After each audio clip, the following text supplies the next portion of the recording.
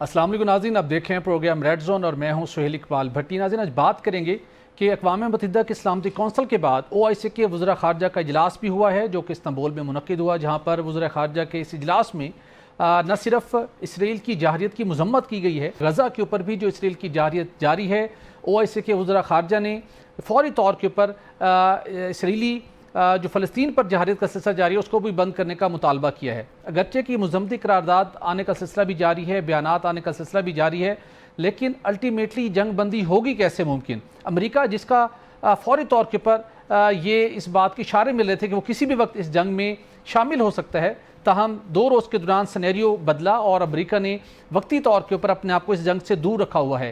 पाकिस्तान इस अज़्म का इजहार कर रहा है कि पाकिस्तान मशरिक़ वस्ता समेत खित्ते के अंदर देर पा अमन के क़याम का ख़्वाह है, और इसके लिए पाकिस्तान अपनी अज़्म का इजहार करते हुए वज़ीर-ए-आज़म शहबाज शरीफ की तरफ से भी और फील्ड मार्शल सईद आसिम मुनीर की तरफ से भी ये बावर कराया गया है कि पाकिस्तान इस मसले को हल करने के लिए अपना भरपूर किरदार अदा करने को तैयार है।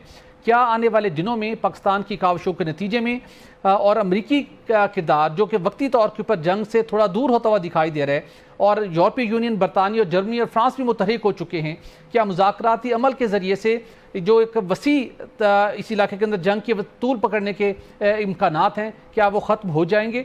और उसके साथ नाज़रीन बात करेंगे कि अमरीकी सदर डोनाल्ड ट्रंप इस खित्ते के अंदर अब जंगे नहीं बल्कि वो तिजारती पार्टनर चाहते हैं, वो पाकिस्तान भारत के साथ भी तिजारत चाहते हैं। तो बात करेंगे कि इस खित्ते के अंदर जहाँ तवील अरसे तक अमरीका मुख्तलिफ ममालिक के अंदर जंगों के हवाले से इंगेज रहा है, क्या वाकई अमरीका पाकिस्तान, इंडिया, ईरान, अफ़गानिस्तान बिलखुसूस इन तमाम इलाकों के अंदर तमीर व तरक्की के साथ बड़े पैमाने के ऊपर तिजारत का ख्वाहिशमंद है? और इसके साथ बात करेंगे कि जहाँ पर एक जानिब हुकूमत के हवाले से बहुत सी बातें ज़रूर होती हैं, लेकिन वज़ीर दिफा ख्वाजा आसिफ ने अब इस बात का एतराफ़ किया है कि जो मौजूदा सिस्टम चल रहा है ये हाइब्रिड निज़ाम है, और हाइब्रिड निज़ाम के बड़े मुख्तलिफ निकले हैं। वो ये समझते हैं कि अगर ये निज़ाम 1990 में आ चुका होता तो हुकूमतों को जो मुख्तलिफ अदवार के अंदर इस्टेब्लिशमेंट के साथ जो एक टसल रही है, जिसका खमियाजा अवाम और मुल्क को भुगतना पड़ा, इससे बचा जा सकता था। साथ ही वो कहते हैं ये कोई आइडियल डेमोक्रेटिक सिस्टम नहीं है। तो फिर ये सिस्टम है क्या? आइन के अंदर क्या इसकी प्रोविजन है?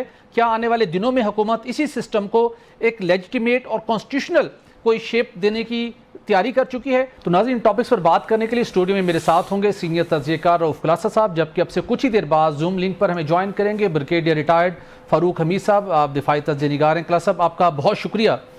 खलासा साहब, जो मशरिक़ वस्ता की सूरत हाल बनी हुई है काफ़ी परेशान कुन थी, लेकिन जिस तरीके के साथ ईरान ने रिटेलिएट किया, जिस हिम्मत का मुजाहरा किया, और उसके बाद पाकिस्तान ने भी जिस अंदाज में और इस्लामी ममालिक ने ईरान की इखलाकी हमायत के लिए आगे बढ़े, तो अल्टीमेटली जो सबसे बड़ा ख़तरा नज़र आ रहा था कि इजरायली हमलों के बाद किसी भी वक्त अमेरिका अगर इस जंग में कूद पड़ता है तो फिर बड़े पैमाने के ऊपर तबाही दिखाई दे रही थी। लेकिन जैसे ही अमेरिका के अंदर एक इम्पॉर्टेंट एक तरीक़ साज मुलाकात हुई फील्ड मार्शल सईद आसिम मुनीर की, उसके बाद उस मुलाकात से पहले भी डोनाल्ड ट्रंप ने मीडिया से टॉक की थी। उनका बॉडी लैंग्वेज, उनका अंदाज़, लबो लहजा बड़ा ख़तरनाक था। लेकिन उस मीटिंग के बाद जब वो मुलाकात के बाद दोबारा उन्होंने इंटरेक्शन किया तो ईरान के मामले के ऊपर काफ़ी उनके अंदर ठहराव और उनका सोच बदली हुई थी। यहाँ तक उन्होंने कहा कि ईरान के मामले को, मशरिक़ वस्ता के मामले को मुझसे ज़्यादा फील्ड मार्शल सईद आसिम मुनीर बेहतर समझते हैं।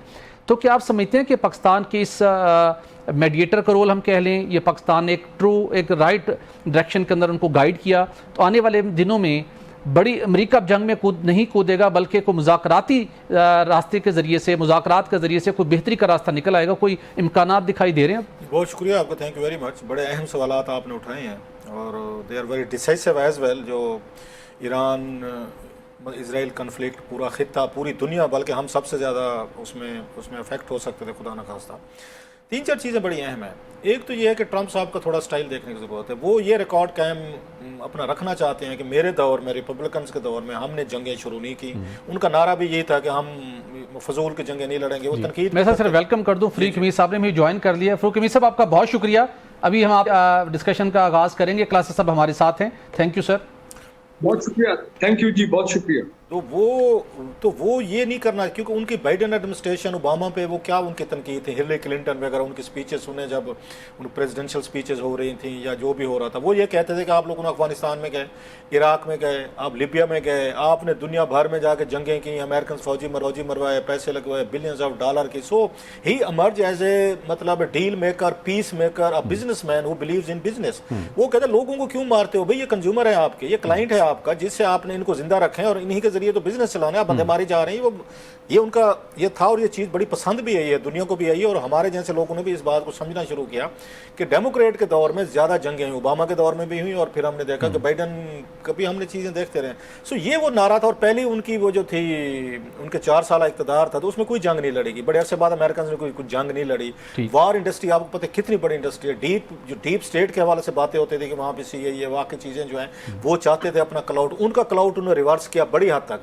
ये वो बैकग्राउंड है जिसके उनके एक और अहम ये ईरान की जंग आ गई। अब अगर आप उनको पढ़ें, फॉलो करें, आई हैव बीन फॉलोइंग, आपने भी यकीनन किया होगा, फरूक भाई ने भी किया होगा, न्यूयॉर्क टाइम्स में मुसलसल अभी भी रिपोर्ट्स आ रही है, न्यूयॉर्क टाइम्स ने बड़ा इसको एक्सटेंसिवली कवर किया है कि ये पहले दिन से ही जंग के खिलाफ थे। इन्होंने उनको नेतन्याहू को अलाउ नहीं किया था कि आप ईरान पे अटैक करें। ईरान के मसले में सारे अमेरिकन प्रेसिडेंट इसमें वन थे कि आपने ईरान पे इसराइल को नहीं अटैक करने दिया, किसी ने नहीं भी करने दिया। क्या यही वजह थी कि शुरू में उनकी वजाहत भी आई थी कि अमेरिका इस हमले के अंदर जंग में मौजूद नहीं है। क्लैरिटी से अच्छा, अंदर की जो साइड स्टोरीज हैं वो भी यही कह रही हैं कि अमेरिकन इस जंग के खिलाफ थे, ट्रंप इस जंग के खिलाफ थे, नेतन्याहू को आखिरी लम्हे तक वो कहते रहे। बल्कि ये खबर भी आई कि उनके अयतुल्लाह अली खamenei साहब जो हैं, उनको जब एलिमिनेट करने के उन्होंने कहा, इसराइल ने कि हम करेंगे, तो दिस वाज द ट्रंप जिसने उनको मना किया कि बिल्कुल आपने नहीं करना, सो आपने टॉप लीडरशिप को इस तरीके का नहीं करना। सो अमेरिकन चाहते थे बातचीत के जरिए। बल्कि ये भी कहा जा रहा है कि ये जो अटैक किया गया according to New York certain reports and their analyst,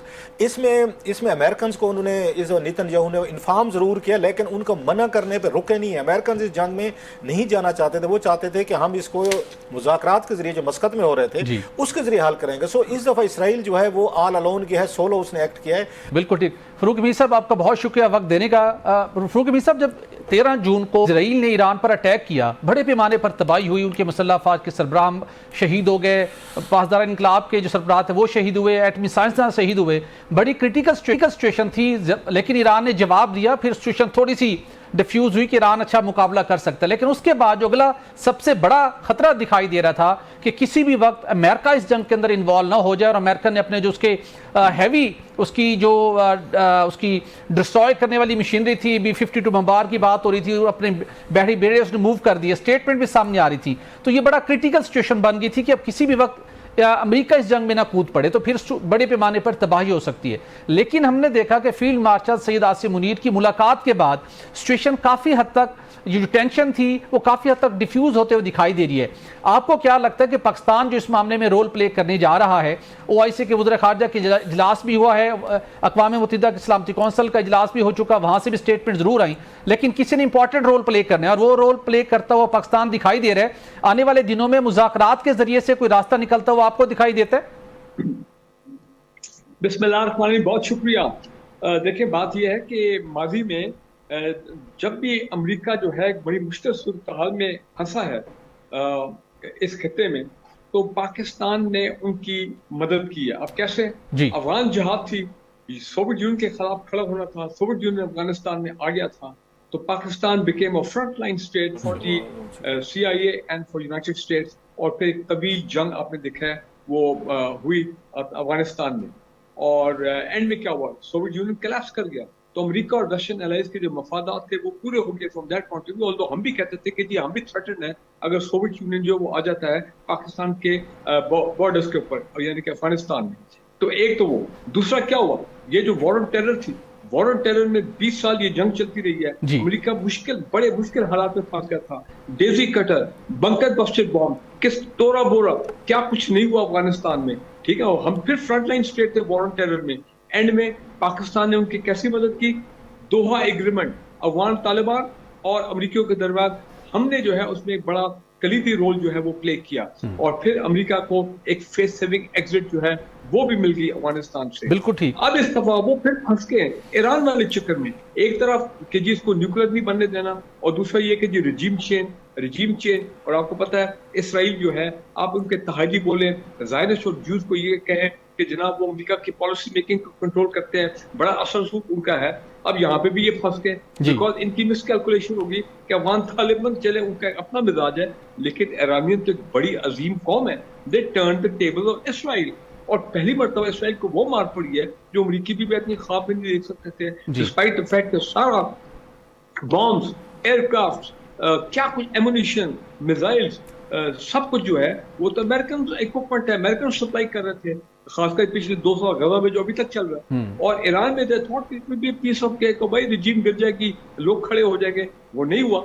अब पाकिस्तान की स्ट्रेटेजिक रेलेवेंस फिर एक दफा सामने आ गई है, बिल्कुल और फिर अमेरिका को बेल आउट कराएंगे by obviously using our influence on Iran कि भाई बेहतर है कि बातचीत कर लो, और वो भी उनको कहेंगे इसराइल को कि भाई ये लड़ाई जो है इसको रोको, को सीज फायर का ऐलान करो ताकि ईरानियन भी कंफर्टेबल हो जाए और अमेरिकन को इस जंग में ना आना पड़े। अगर अमेरिकन इस जंग में आ गए जैसे भी तरीके से, ये ईरानियन कौम को शिकस्त नहीं दे सकते। बिल्कुल ज्यादा ऑप्शन यही है कि इनको ठंडा करो ईरानियन को, और पाकिस्तान जारी बात है इस चीज में महारत रखता है मीडिएशन कराना। सऊदी अरेबिया और ईरान में किसने मीडिएशन कराई थी? पाकिस्तान ने कराई थी, चाहे हमारे सिक्योरिटी के इदारे हों, चाहे हमारे उस वक्त के पॉलिटिशियन हो। तो पाकिस्तान की रेलेवेंस, स्ट्रेटेजिक रेलेवेंस सडनली जो है वो बहुत उभर के सामने आ गई। बिल्कुल ठीक है। मैं सर ये जरूर मैं आपसे जानना चाहूंगा कि अमेरिकी सदर डोनाल्ड ट्रंप कहते हैं वो जो शुरू में इसराइल की थपकी दे रहे थे, डरा रहे थे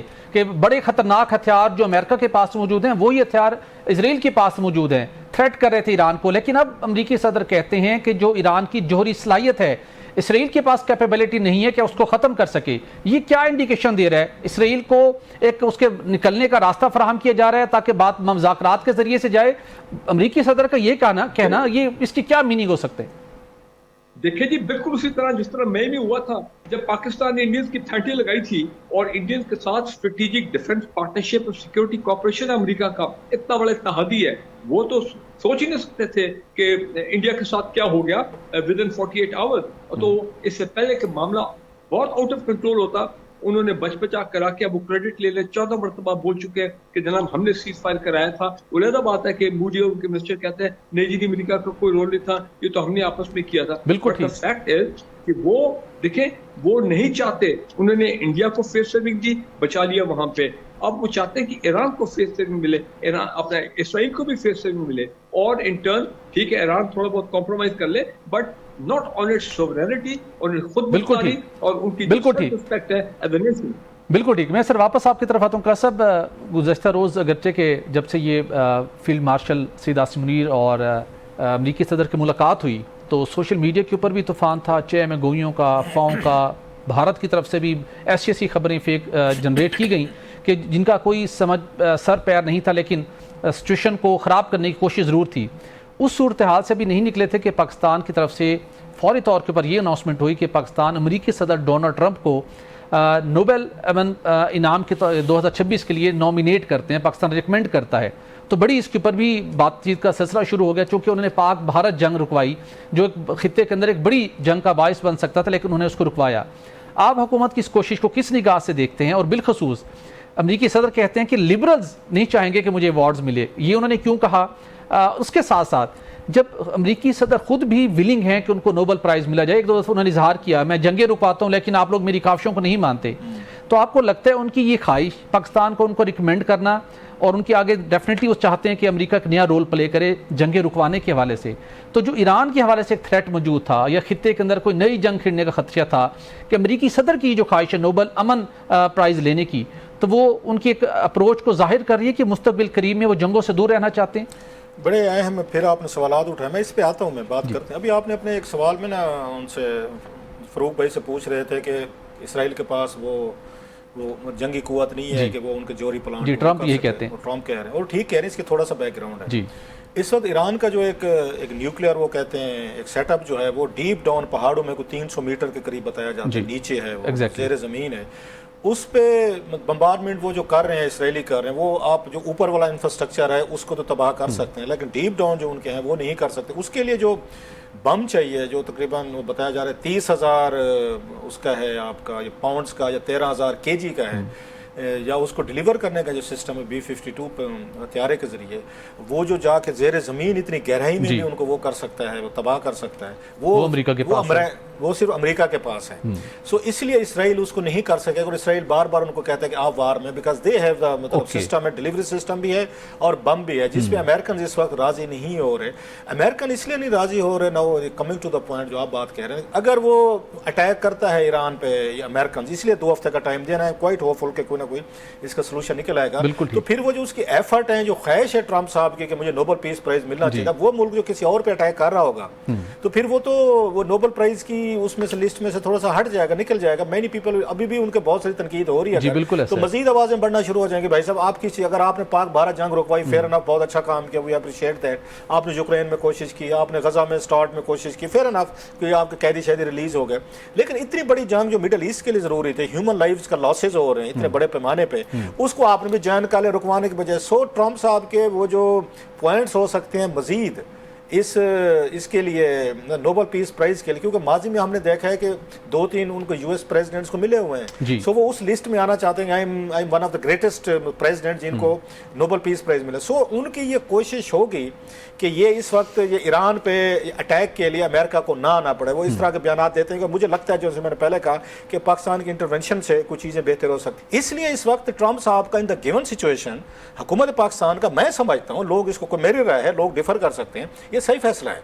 आपको इस वक्त अफोर्ड नहीं कर सकते कि इंडिया जितनी एक मैसिव आइसोलेशन का शिकार है, एम्बैरेसमेंट का शिकार है, G7 में गए, वहां ट्रंप उनसे नहीं मिला, उनके फोन पे बातचीत होगी, अच्छा उन्होंने बुलाया वाशिंगटन, वो नहीं गए, उनको किसी ने फोटो में नहीं खड़े होने दिया मोदी साहब को। These are your successes for whatever reason. Exactly, आप कहते नहीं कि मोदी साहब की जगह हम खड़े, और इसी जगह पे आज मोदी बैठे होते, उनकी मुलाकात हो रही होती, तो यहाँ पे क्या सूरत हाल होती, फिर भी हमने राजी नहीं होना था। मोदी साहब जब गए थे, उन्होंने तकरीरें की थी, ये निकाल के सुनाया ना किसी वक्त इस कौम को, जो उन्होंने की थी जब ये ट्रंप साहब की पहले 2016 या 17 में गए थे, वो मेरा ख्याल है, उस वक्त की तकरीरें मोदी साहब की सुने, जो उन्होंने वहां पे उन्होंने इंडियन वहां पे ओवरसीज से खिताब किया था। वो तो मोदी साहब और ट्रंप साहब तो कितने करीब थे, ये ट्रंप साहब हमारे खिलाफ उनके पर्सनल फ्रेंड कहा जाता था कि मोदी और ट्रंप की जाती दोस्ती है, ठप क्यों हो रहे हैं, गले लाग रहे हैं, भले सब कुछ, और ये तो इतने करीब हो गए थे। मोदी, उन्होंने हमारे खिलाफ बयान दिए हुए ट्रंप साहब, बिल्कुल ठीक है। आज कल के जो आपके खिलाफ थे, आज आपको अप्रिशिएट कर रहे हैं, पाकिस्तान, आई लव पाकिस्तान, उनके आपको असर का पता है कि जब ट्रंप प्रेसिडेंट पाकिस्तान के बारे में अच्छी बातें करते हैं, दुनिया में क्या मैसेज आता है, दुनिया के अलावा आपकी इकोनॉमी पे क्या मैसेज आते हैं। पाकिस्तान, हमारे पासपोर्ट की थोड़ी सी इज्जत बहाल होगी, बिल्कुल ऐसा। आप दुनिया में बाहर जाए तो लोग, अच्छा पाकिस्तान से होकर सारी इधर, ये थोड़ी सी इज्जत बहाल हुई है, लेकिन हमें इज्जत रास नहीं आती, हम डंडे सोटे लेके पड़ गए हैं। मतलब है कि यही काम अगर मोदी साहब उनके लिए करें तो पूरा इंडियन मीडिया खुश है जी। अगर वो हमारे लिए कर दें तो हमारे अपने पास जो ग्लैडिएटर सोशल मीडिया पे नहीं संभाले जाते। इस तरह की टेक्निक्स, इस तरह की रिकमेंडेशन करना, मैं ये समझता हूँ पाकिस्तान के मफाद के लिए बिल्कुल ठीक है, ये फैसला बिल्कुल ठीक है। आपको इस वक्त दोस्त चाहिए, and we have good friends, बाकी 19-20 चलता रहता है, उनके अपने मफादात है, हम अपने मफादात की फिक्र जरूर करें, लेकिन ये ना समझे कि हम तबाह हो गए, बर्बाद हो गए, तो हमारा ये हो जाएगा, अमेरिकन जूम कर दिया, फलां कर दिया। मैं समझता हूँ गिवन सिचुएशन पाकिस्तान के पास इस वक्त बेहतर कार्ड है। इस वक्त आप इवन ईरान और अमेरिका की डील कराने को तैयार हो, और वो फारूक साहब ने बिल्कुल सही कहा है, जैसे तालिबान की करवा के दी थी सपोज, बिल्कुल ठीक। So we are the deal makers, we are the negotiator, exactly. और लेकिन हमने रोना धोना और हमने वो शुरू कर दिया, मातम नहीं खत्म हो रहा हमारा, आंखों में आंसू आ गए हैं कि जनाब उन्होंने देखा, नाशुक्री शायद इसी को कहते हैं मेरे ख्याल में, एग्जैक्टली। मैं बिल्कुल ठीक, पूरी दुनिया आपकी तरफ, चाइना आपके साथ खड़ा हुआ है, अमेरिका आपके साथ खड़ा हुआ है, हम पढ़े नहीं यार, इन्होंने रोटी खिला दी, ये पता नहीं क्या कीमत ले रहे हैं, भाई आपके पास देने को चीजें हैं, बिजनेस है, ट्रेड है, दें उनको। बिल्कुल ठीक। नाज़रीन, यहाँ पर एक ब्रेक लेंगे और ब्रेक के बाद गुफ्तगू का सिलसिला जारी रहेगा, हमारे साथ रहिएगा। वेलकम बैक नाजरीन। फारूक साहब, आपने पाकिस्तान के स्ट्रेटजिक रिलेशन के हवाले से बड़ी आपके नॉलेज भी है, आपने नज़र भी रखी, बिलखुसूस अमेरिका के हवाले से। क्लास साहब भी पॉइंट आउट कर रहे हैं कि पाकिस्तान को इस वक्त फ्रेंड्स चाहिए, लेकिन अमेरिका के बारे में कहा जाता रहा है कि अमेरिका से दोस्ती होना ख़तरनाक है, और अगर आपकी दोस्ती नहीं है तो उससे ज़्यादा ख़तरनाक है। आप इसको किस निगाह से देखते हैं कि माजी का जो अमेरिका का ट्रैक रिकॉर्ड रहा है, पाकिस्तान अब इस तरीके से आगे बढ़ रहा है, तो कोई माजी की हिस्ट्री तो रिपीट नहीं हो जाएगी, या इस मरतबा बड़े सस्टेनेबल तरीके के साथ ये तल्लुकात तिजारती तल्लुकात में कन्वर्ट होंगे, एक खित्ते के अंदर पीस आ सकता है और पाकिस्तान की मफादात को कंप्रोमाइज़ किए बगैर हम आगे बढ़ जाएंगे? आपको क्या दिखाई देता है? बहुत जबरदस्त सवाल किया आपने। मैं खुद 4 साल अमेरिका वाशिंगटन में एम्बेसी में रहा हूँ सर्विस के दौरान, तो मैंने इन लोगों को बहुत क्लोजली देखा है पेंटागन में, और ये बाकी जो हमारे वहां के लोग हैं अमेरिका के एडमिनिस्ट्रेशन के, मुलाकातें भी होती थी वगैरह वगैरह। देखें, मैं ये समझता हूँ कि बेसिकली अमेरिका पाकिस्तान के हवाले से हमेशा एक अनरिलायबल और अनट्रस्टवर्दी पार्टनर रहा है। हमने हमेशा उनके मफादात को सपोर्ट किया है, लेकिन पाकिस्तान को मेरा ख्याल है जो कुछ हमें फायदा होना चाहिए था शायद वो नहीं हुआ। और वजह यह है कि और जब हमारी कन्वर्जेंस ऑफ इंटरेस्ट होती है, convergence of interest, Afghanistan was a convergence of interest, Afghan जिहाद हो गया, वॉर ऑन टेरर भी चले इन अ वे, आप कह लें तो अमेरिका जिसको कहता है गुडी गुडी लव लव लव ओवरनाइट बदल जाता है और कहता है क्या चाहिए आपको, हथियार चाहिए, वेपन चाहिए, टेक्नोलॉजी चाहिए, क्या चाहिए, सब कुछ हो जाता है, फॉरेन मिलिट्री सेल्स भी आ जाते हैं, कोलिशन सपोर्ट फंड भी आ जाता है जी। लेकिन जब उनके इंटरेस्ट नहीं होते हमारे साथ कॉमन, तो फिर क्या आते हैं, सैंक्शन। 6 महीने पहले बाइडेन साहब जाते जाते पाकिस्तान को उनकी एडमिनिस्ट्रेशन ने मिसाइल रिलेटेड सैंक्शन लगाए। हमारी मिसाइल सरकारी जो ऑफिशियल अपना ऑर्गेनाइजेशन थे, 6 महीने पहले की बात है जी। अब क्योंकि फिर उनको जरूरत है। कहना मैं ये चाह रहा हूँ, हमारे उनके ताल्लुकात की जो हिस्ट्री है, it is a roller coaster, up and down, love hate, ये ऐसे इराद आते हैं। तो लिहाजा अगर कोई मुझसे पूछे तो ईमानदारी से कहूँ कि अगर अभी उनके साथ रीसेटिंग रिलेशन की होती है, उसमें वार्मथ आती है और गुड स्ट्रॉन्ग वर्किंग रिलेशनशिप में कोई हर्ज नहीं है। हमारे वो दुश्मन नहीं है, हमने उनसे लड़ना नहीं है, लेकिन ये ना बी वेरी वेरी केयरफुल। बिल्कुल ठीक। आपने अपने मफादात को सिक्योर करना है जी, क्योंकि कोई भी टाइम आ सकता है जबकि ये फिर वो माजी का रोलर कोस्टर और हेट टाइप दुश्मनी तो मैं नहीं कहूंगा, लेकिन वो जो होता है दूरियां जो है वो फिर आ जाती है और फिर कोई न किसी बात पे वो नाराज होके सैंक्शन लगा देते हैं कि पाकिस्तान जो है वो जनाब देखें अब हमारी बात नहीं सुन रहा। मेरा ख्याल है कि अमेरिका भी दिल में चाहता है, ट्रंप भी दिल में चाहता है ठीक है, ये थोड़ी सी इनको जो फैंटी पड़ रही है इसराइली को जरा पढ़ने दो, बिल्कुल ठीक, ताकि ये जो इनका तकब्बुर है और जिस तरह ये हमें डोमिनेट करने की कोशिश करते हैं, जरा थोड़ा शायद इसी बहाने वहां ही रजीम, इसराइल में ही शायद रजीम चेंज हो जाए। दुरुस्त का आपने क्लासा साहब इसमें कुछ ऐड करना चाहेंगे? फरूक हमीद साहब। सर, फरूक हमीद साहब ने बड़ी अच्छी बातें की हैं, मैं उनका बहुत बड़ा एडमायरर हूं। बहुत सारे चीज़ों की वजह से ब्लंट गुफ्तगू करते हैं, ऑनेस्ट गुफ्तगू करते हैं, what ever he believes he says it. और जैसे मैं एडमायरर हूँ, मैं थोड़ा सा वेरी हम्बली 2-3 चीज़ों पे मैं थोड़ा सा मैं अपना एक डिफरेंस रखता हूँ। सवाल ये है कि अमेरिका के बगैर हमारा क्या ऑप्शन थे जी। चाइना तो अब ऑप्शन बना है ना हमारा, रिसेंटली बना है, he has been a great friend, fair enough. 71 की जंग देख लें तो उस वक्त कौन आपके साथ खड़ा होता? निक्सन की जो मतलब इंदिरा गांधी के साथ जो उनकी वो मतलब बहुत सारी फाइट्स हुई, ही ओपनली स्टूड विद अस जी। वो सारी चीजें वो खैर आज छठा बैठी बेरे पे आज तक हम नाराज हैं, वो नहीं पहुंचा। तो यही बताया जाता है। मैंने ब्रूस राइडल की किताब पढ़ी है, उन्होंने क्लासिफाइड मतलब डॉक्यूमेंट्स डिक्लासिफाई किए हैं, जिसमें बड़ी खूबसूरत किताब है। उन्होंने कहा जनाब के अब वो बात बड़ी सख्त हो जाती है सारी, लेकिन वो तो लिखते हैं, उन्होंने कहा हम यूरोपियन जो हैं हम तो लड़ते हैं 5-5, 6-6 साल जंगें लड़ते हैं। वर्ल्ड वॉर फर्स्ट 4-5 साल लड़ी, सेकंड हमने 6-7 साल लड़ी, अभी भी यूक्रेन देखें 3 साल से लड़ी रहा। हमें क्या पता था कि आप 13-14 दिन में आपकी जंग खत्म हो जाएगी। ये उनका जुमला है। उन्होंने कहा भाई बैरी बेरा हमने भेजना था, यस आप भी तो कुछ दिन थोड़े से कोई स्ट्रांग खड़े हो जाते हैं ना, कुछ दिन तक कोई रेजिस्टेंस चलती रहनी चाहिए थी ना, बैरी बेरे को आने में कोई टाइम भी तो लगता है ना। सो उनका ये भी था नंबर 1, ओपनली उन्होंने सपोर्ट भी दी उस वक्त मादरत के साथ। बाकी तो दुनिया में कोई मुल्क नहीं खड़ा था। इस वक्त चाइना इस ये पोजीशन में नहीं होगा, हम यूं कह लेते हैं, जो पाकिस्तान का उस तरह खड़ा होता है जैसे आज खड़ा हुआ है, नंबर 1। दूसरी चीज, हमारे पास ऑप्शन में फिर कह रहा हूं, मिलिट्री अपने को बिल्डअप करने के लिए आपको कहां से वेपन्स लेते? इंडिया के साथ अब 2 ऑप्शन थे। अगर हमने अमेरिका से जान छुड़ानी थी, जो छुड़ानी चाहिए थी, तो फिर इंडिया के साथ मसाइल हल कर लेते।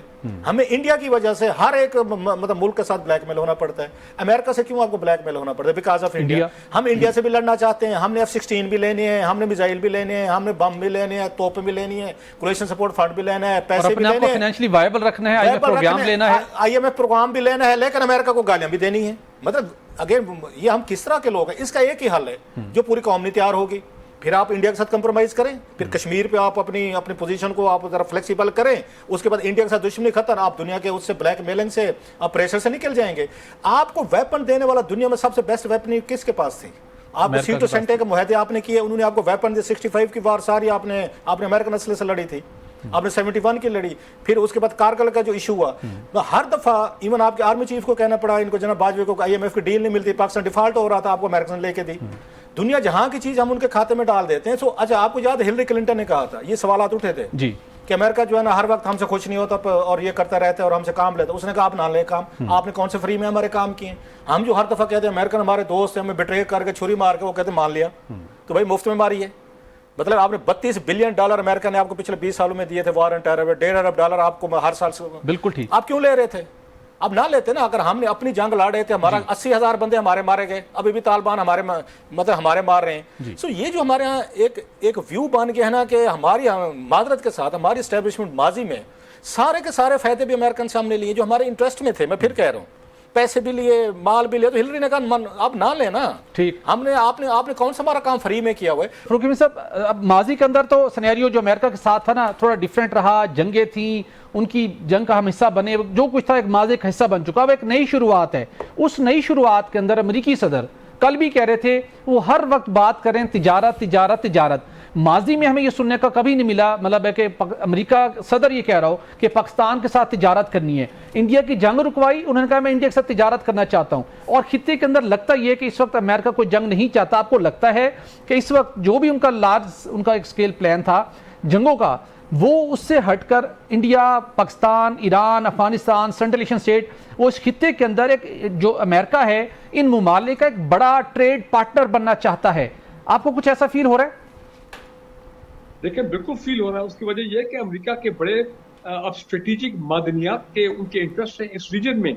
जिस तरह चीन जो है, आपने देखा कितने अरबों डॉलर वो खर्च कर रहा है अफगानिस्तान में। ये जो स्ट्रेटेजिक क्रिटिकल मिनरल्स हैं, लिथियम हो गए, और फिर ऑयल एंड गैस में वहां पे इन्वेस्ट करें बड़े पैमाने पे। पाकिस्तान में भी आपको पता है चीन कितने सालों से कॉपर जो है वो अपना बलूचिस्तान में सैदनक से लेके निकल रहा है। अब पाकिस्तान के पास बड़े ह्यूज रिजर्व्स हैं अल्हम्दुलिल्लाह, इन ट्रिलियंस ऑफ डॉलर सब मिला मिल के। Copper, oil and gas and lithium एक बड़ा स्ट्रेटेजिक मिनरल है, उसको अमेरिका की बड़े सख्त जरूरत है। ये अच्छी बात है, हमारे इंटरेस्ट में है कि अगर वो आना चाहते हैं। और मैंने की फिगर सुन रहा था at a very high level कि गालिबन $100 बिलियन का अगर वो इन्वेस्टमेंट अनाउंस करते हैं पाकिस्तान की मादनियात में, तो उसमें जाहिर बात है many billion of dollar Pakistan भी अर्न करेगा।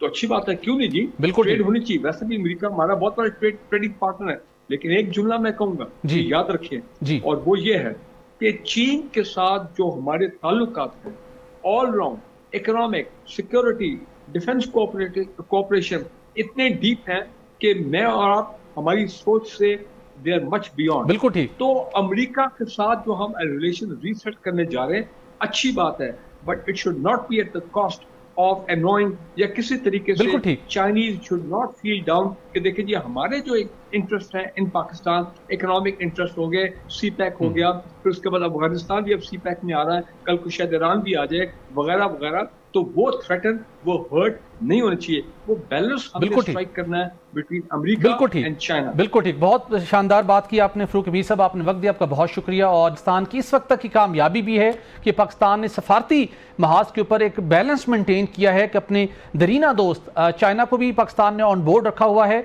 और उसके साथ साथ अमेरिका के साथ भी एक नई पार्टनरशिप, एक नए फेज में दाखिल हो। नाज़रीन, यहाँ पर एक ब्रेक लेंगे और ब्रेक के बाद बात करेंगे वज़ीर दिफा ख्वाजा आसिफ आजकल हाइब्रिड गवर्नमेंट मॉडल के बड़े मुतरिफ निकले हैं, और उन्होंने एतराफ़ किया कि इस वक्त नहीं बल्कि गुज़श्ता 3 साल से पाकिस्तान में जो सिस्टम राइज है वो एक शानदार जमहूरी निज़ाम हुकूमत की बजाय एक शानदार हाइब्रिड गवर्नमेंट सिस्टम है। ये सिस्टम है क्या, और क्या इस सिस्टम को आने वाले दिनों में गवर्नमेंट कुछ लेजिटिमेट शेप देने जा रही है कि नहीं, इस पर बात करेंगे एक ब्रेक के बाद। हमारे साथ रहिएगा।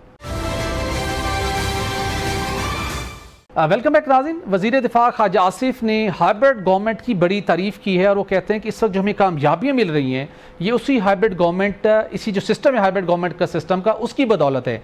और सिर्फ यहाँ तक उन्होंने नहीं कहा, बल्कि बड़ी एक गैर मुल्की एक मीडिया को इंटरव्यू देते हुए उन्होंने इसके समरात गिनवाए।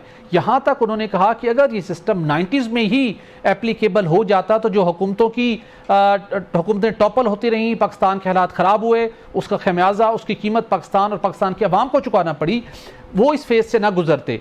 अभी भी उसके बड़े मुतरिफ़। पहले जरा सुनते हैं वो क्या कह रहे हैं, और फिर करासा साहब से इसके ऊपर उनका तज्जिया लेंगे। करासा साहब, वज़ीर दिफा ख्वाजा आसिफ साहब ने गुफ्तगू की, चूँकि इसकी बहुत ज़्यादा इंपॉर्टेंस इस वजह से, अगरचे कि अपोजिशन और मीडिया सर्कल में भी हाइब्रिड गवर्नमेंट की, हाइब्रिड सिस्टम की बातें तो होती थी, लेकिन जिस मौके के ऊपर उन्होंने ये बात की है और जिसने कही है वो ख्वाजा आसिफ हैं, और जिस मौके पे बात की उस वक्त प्राइम मिनिस्टर शहबाज शरीफ पाकिस्तान में मौजूद थे और उनके फील्ड मार्शल जनरल सिरासी मुनीर अमरीकी सदर के साथ बहरास्त दुनिया की एक हिस्टोरिकल मीटिंग कर रहे थे। सवालात भी उठ रहे थे कि उस मौके के ऊपर सिविलियन क़यादत नहीं है और चहमगोइयाँ भी थीं, लेकिन अल्टीमेटली मार्को रूबियो की सेक्रेटरी खारजा की कॉल आई, शबाशिफ साहब भी फ़ौरन ऑन बोर्ड हो गया, वो इम्प्रेशन थोड़ा सा डाइल्यूट हो गया। लेकिन उसी मौके के ऊपर जब फील्ड मार्शल अमेरिका में मौजूद थे और ये एक नया सफ़र, एक नई डेवलपमेंट हम सब देख रहे थे, तो ख्वाजा आसिफ साहब ने हाइब्रिड मॉडल के ऊपर खुलकर बात की, जिसके अंदर उन्होंने बताने की कोशिश की कि जो सारा निज़ाम चल रहा है, हुकूमत ने जो कामयाबियाँ समेटी हैं, हुकूमत कंफर्टेबली वक्त पास कर रही है और हमने मुआशी, और जब तक बड़ी डिटेल उन्होंने बात की गैर मुल्की मीडिया से, इसके मुतरिफ हैं। वो चाहते हैं कि 90 से ये सिस्टम होना चाहिए था, और वो ये समझते हैं कि जब तक पाकिस्तान से मुआशी और हुकूमती बहरान ख़त्म नहीं होते यही सिस्टम चलना चाहिए। तो उनकी इस अप्रोच को किस निगाह से देखते हैं, और आने वाले दिनों में गवर्नमेंट इसको कोई लेजिटिमेट शेप दे सकती है कि इसके ऊपर, क्योंकि अभी तो वो कह रहे हैं कि आइडियल डेमोक्रेटिक गवर्नमेंट सिस्टम नहीं है। ये बड़ी अहम डिबेट है और इस पर बहुत सारी कंट्रोवर्सी भी साफ ज़रा जन्म ले सकती है। दो चीज़ें, एक तो ये है कि जनाब हमारे जैसे आप जैसे डेमोक्रेटिक प्रिंसिपल पे जो बिलीव रखते हैं कि वो कहते हैं ना कि एक अंग्रेज़ी की एक मुहावरा है ना कि ईदर वुमन इज़ प्रेग्नेंट और नॉट, उस दरमियान में कोई चीज़ नहीं। ऐसे जमहूरियत का भी कहा जाता है कि देयर इज़ डेमोक्रेसी और देयर इज़ नो डेमोक्रेसी, दरमियान में सिस्टम वगैरह कुछ नहीं होता, फिर मोनार्की है, किंगशिप है, वो सारे, या एरन कल्टन वगैरह जो भी हैं सोशलिस्टिक मॉडल्स हैं। एक तीसरा ये है कि जनाब कि आप एक बोल्ड एडमिशन करें, जिसका आपने भी कहा कि हम सब जानते हैं। एक होते हैं कि हकीकत का आपको पता है, मुझे पता है, लेकिन हम पब्लिकली नहीं कहेंगे। मैं टीवी पे नहीं कहूंगा क्योंकि मेरा क्लिप पकड़ के कल को कह के देखा बड़े जमहूरियत पसंद बनते हैं, बड़े फलां बनते हैं, सो मैं सेफ लाइन लूंगा। नहीं जनाब कि हाइब्रिड सिस्टम नहीं होना चाहिए, जमहूरी लोग हैं, मुल्क है, हुकूमत है, लोगों का वोट है, ये कुछ होना चाहिए। That's safest way for me as a journalist के तौर पर या कमेंटेटर के तौर पर, मैं यही लाइन लूँ। यही लाइन ख्वाहिश आप भी ले सकते थे जी, बिल्कुल जनाब। नहीं जनाब, कोई मसले नहीं है। देखे पाकिस्तान में हुकूमत है, पार्लियामेंट है, वजीर आजम में, वजीर दिफा हूँ, सारे कुछ है, आर्मी चीफ की अपनी ड्यूटीज हैं, he is doing it fair enough. हमने खुद ही उनको साइन किया है। पाकिस्तान में बिल्कुल एब्सोल्यूट एक यहाँ पे पीपल्स एक हुकूमत चल रही है, किसी की जरूरत नहीं है, या परिंदा ही पार नहीं मार सकता, बल्ले बल्ले हो जानी थी। तीसरी चीज या चौथी चीज थी, नो, आप इस बात का एतराफ़ करें कि पाकिस्तान एक कॉम्प्लिकेटेड मुल्क है, हम कम्प्लेक्स इश्यूज़ में, हमारा एक पास्ट है, माजी है, स्टैब्लिशमेंट और हमारी पॉलिटिकल लीड के दरमियान बहुत सारे यहाँ पे टकराव रहे हैं, जिसका नतीजा मतलब 30-40 साल मार्शल लॉ की शक्ल में निकला है। जमहूरियत पीछे गई, इंस्टीट्यूशंस पीछे गए, पाकिस्तान नहीं ग्रो कर सका, कोई फांसी लग गए, कोई कत्ल हो गए, कोई जला वतन हो गए, इसे ही tug of war between the two. और अभी तक कोई पाकिस्तानी ये पॉलिटिकल एलीट अपने आप को स्टैब्लिश नहीं कर सकी। जब आप डिक्टेटर बन जाते हैं, जो आपसे क्वेश्चन उसको उठा के बाहर फेंकेंगे, तो फिर कहाँ की जमहूरियत, कहाँ का पार्लियामेंट? आपने सबको जेलों में डाला, मीडिया पे आप है, मतलब पार्लियामेंट को आपने बिल्डोज किया, उसके बाद आपने अदलिया पे आपने अटैक किया, सारे करने के बाद ऑप्शन क्या था? आपने स्पेस खाली छोड़ी। और प्लस रिवायती तौर पर वो लाइक इट और नॉट, अरब ममालिक आप पे ट्रस्ट नहीं करते पॉलिटिकल लीड पे because of corruption stories and crisis जो भी हैं, वो हमेशा DGIA और आर्मी चीफ जाते हैं उनके पास। चाइना के पास आपके इन्हीं को जाना पड़ता है। अमेरिका को भी उन्हीं पे ट्रस्ट है, बिल्कुल ठीक कि अच्छा इवन इंडियंस उन्हीं से बातचीत करना पसंद करते हैं पाकिस्तान एस्टेब्लिशमेंट से। जब आपने अपना रोल सिर्फ मतलब माल बनाओ खाओ पियो पे रख लिया है, फैमिली और फ्रेंड्स पैकेजेस चल रहे हैं, तो फिर जो स्पेस खाली होगी वो फुल करे। आपने खुद उनको प्लेट में रख के दिए, वो इमरान खान साहब का रोल हो, नवाज शरीफ साहब का हो, शहबाज शरीफ साहब का हो, गिलानी साहब का हो, जरदारी साहब को, आपने कहा जी भाई साहब हम इधर ठीक है। फौज को, एजेंसीज के चीफ्स को आपने कहा जी दुनिया में जाएं, डिप्लोमेसी भी करें, मुलाकातें भी करें, पैसे भी लेकर आए, डील्स भी करें, दोस्तियां भी करें और पीस भी करें। ये पैकेज इनको सूट करता है। ये नलायकी है हमारी पॉलिटिकल एलीट की।